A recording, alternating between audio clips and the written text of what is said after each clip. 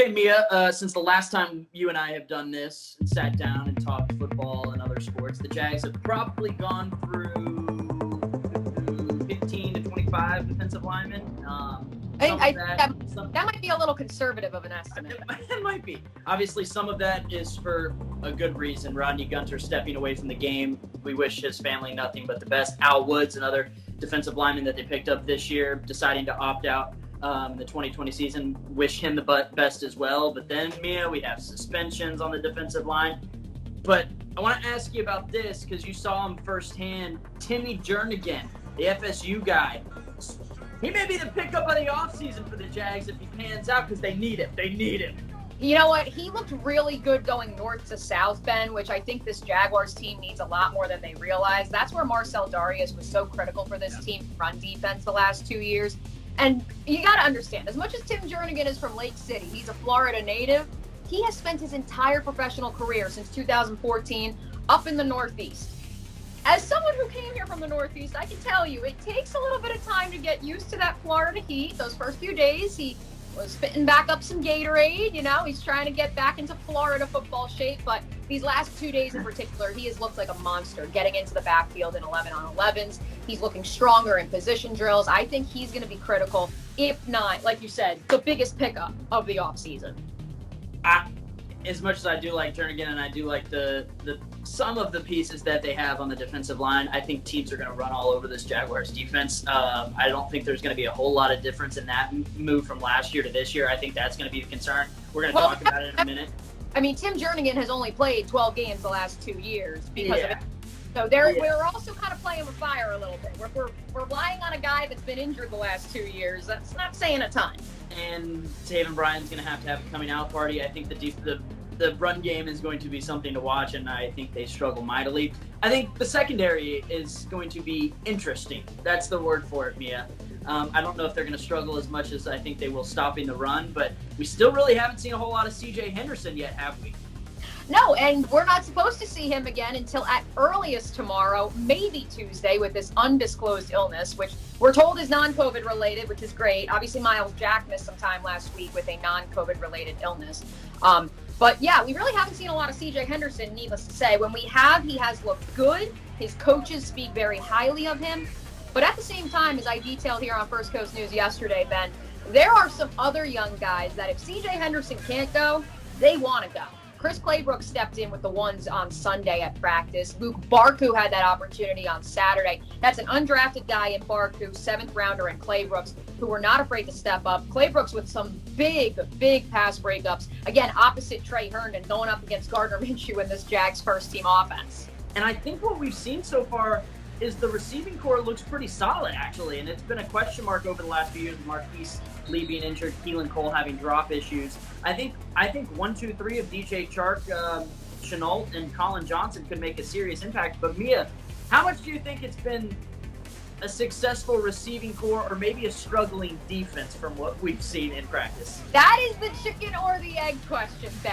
I mean, we won't know because we won't see the Jags can go up against anybody else until September 13th in the home opener. I think that what's really cool about this Jaguars team that I think says that the receivers are going to be able to exploit any secondary they go up against is that they have so many different bodies in that room. You have a smaller guy in D.D. Westbrook. You have the larger guy in Colin Johnson. You have an electric playmaker in Laviska Chenault. These are the type of receivers this team just didn't have 2 years ago. I don't necessarily want to give it more of a negative connotation, but I feel less about this team now than I did 2.5 weeks ago, and I think that comes from the defense. I think the depth is not there. I think the inexperience in the secondary may get exposed at some points during the season. Personally, I think the offense takes a step up, but I think they're going to have to overcome so much defensively that I thought this team was going to be able to weasel out 5, 6, 7 games into the season 3-4 weeks ago, but what they have been depleted with has me raising a lot of red flags, and I feel less about this team than I did 3 weeks ago, Mia.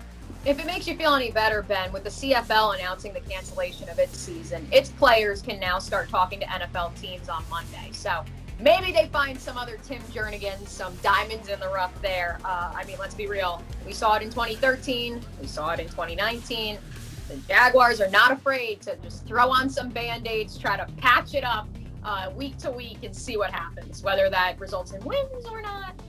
There's only so much we can do. But I know you really want to dive into the college game as well, Ben. Last time we talked, we had a Big Ten schedule. We had a Pac-12 schedule. Now we don't have a season at all in those two conferences. But as of now, we do in the other three. We do have a Big 12, a ACC, and an SEC schedule. Deep breaths. How we feeling, Ben? Well, Spurrier said it best. I think he had something that we don't need the other two conferences anyways. I would say this. I think it's frustrating for a lot of people. I mean, you're more plugged in with the Big Ten than I would be, and I know there have been some schools that are waxing sports and canceling other things. And I said it on the show a couple weeks ago that this didn't, in my opinion, it came down to more of them worrying about the players unionizing and them worrying about the players taking the power than it was about their safety, because we're letting kids now onto campus that we're not going to be rapid testing. If we had a group of individuals that we could be all the time, we know where those bodies stand. As far as football side of things go, I think it's going to be very interesting to see how things plan out.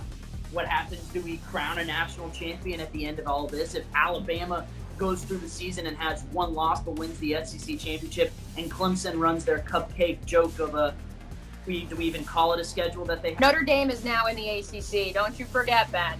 Whatever. That's like a quarter of what any of the other teams in the conference that actually counts has to play. When Clemson runs through that and goes undefeated, do we give it to Clemson to be the national title, or Alabama with one loss?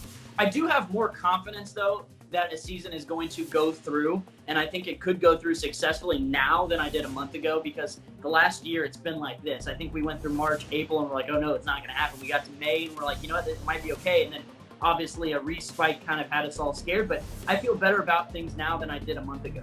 Well, I especially do covering the ACC and the SEC, Ben, knowing that there are world-renowned hospitals on so many of those campuses. But then again, that's the issue. Like you mentioned, I obviously spent a good portion, the first 25 years of my life in Big Ten country. That was something the University of Iowa really prided themselves in. They had enough tests for not only their football team this fall, but all 24 of their varsity athletics would have enough tests to test those student athletes multiple times a week through December. And now you're telling me that because Rutgers or another Big Ten school does not, suddenly now we can't play. And that defeats the purpose of this whole conference-only scheduling, because we can have similar protocols. Well, you know what? We really should have been talking in May then, the fact that another Big Ten school doesn't have those facilities. And so that is the one thing I am concerned about. Talking to Scott Strickland at the University of Florida, he's very confident in what the Gators have in terms of testing. Hopefully the same can be said for Ole Miss or Arkansas. I'm not really familiar with their medical programs on campus. And I think the interesting news that came out this week was that the NCAA is allowing players to play basically in an unlimited amount of games. Obviously, the rule generally in football is if you're a freshman, as an example, and you play 4 games or less, you can redshirt and have another season. None of this year is impacting eligibility. So you can play this year, any sport, fall, spring, and it's going to carry over. It's going to be very interesting to see what happens in some of these sports when you look at their rosters and what's going to be like next year and creating room for everyone.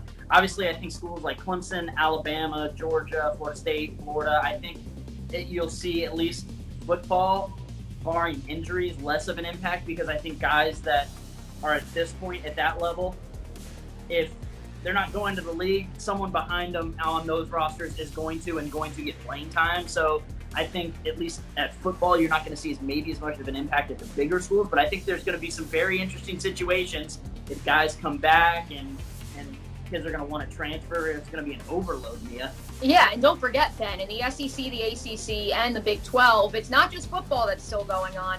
It's their other fall sports. It's cross country. It's volleyball. Tying two different subjects together. Had a great conversation with our guy, Flint Minshew, father of Jaguars quarterback Gardner Minshew. Not sure if anyone's familiar, but Gardner's youngest sister, Callie, 2-time Mississippi State Player of the Year for Prep Mississippi volleyball. She is now a star on the Mississippi State team. I mean, she's going to go ahead and play an SEC schedule, her Mississippi State team. And Flint said to me yesterday, well, we didn't redshirt last year, her freshman year, but I guess we kind of get a redshirt now. So he said, for her, it's like if she wants to go to grad school, I mean, does it get paid for now? She gets this extra fifth year that they weren't expecting.